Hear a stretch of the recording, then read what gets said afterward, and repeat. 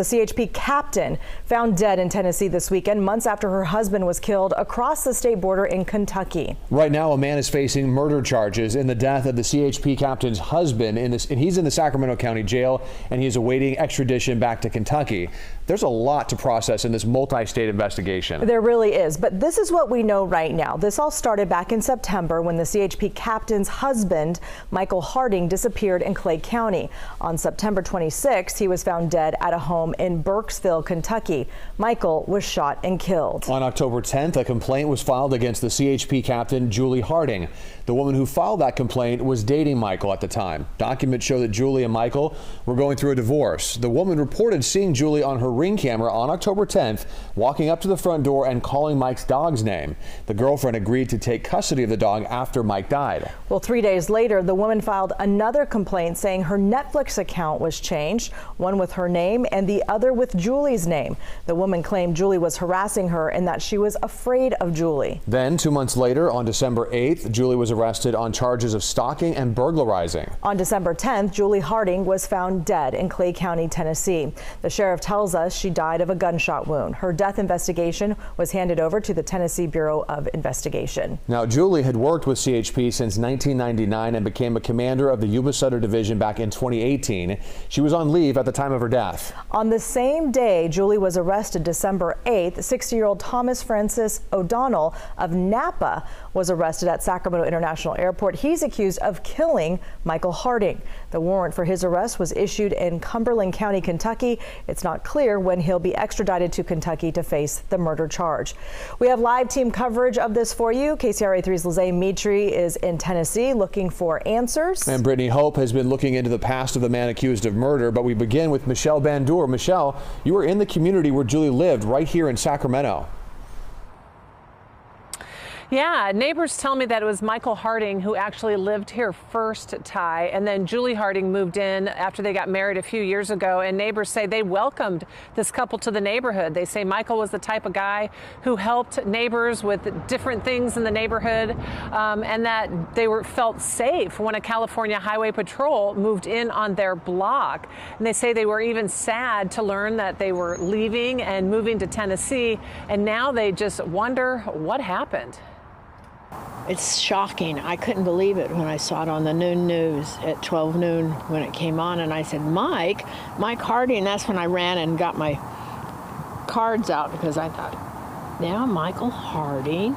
Neighbors who live on the same street of Michael and Julie Harding in this quiet area of Sacramento County are in disbelief. The couple is gone, and so violently. It's awful.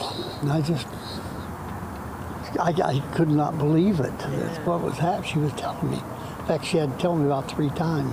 The Roops say the Hardings invited them to a party at their home after their wedding a few years ago, and they never would have thought their marriage and lives would end this way. That's what really gets you. You know, as nice as they were, both of them were just really nice.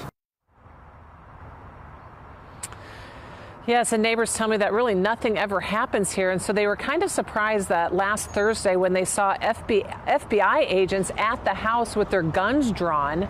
They didn't know what was going on, but they said the agents told them they had a search warrant for the house. And it's interesting because that was the same day that the Sacramento Sheriff's deputies actually arrested Tom O'Donnell at the Sacramento International Airport for the murder of Michael Harding.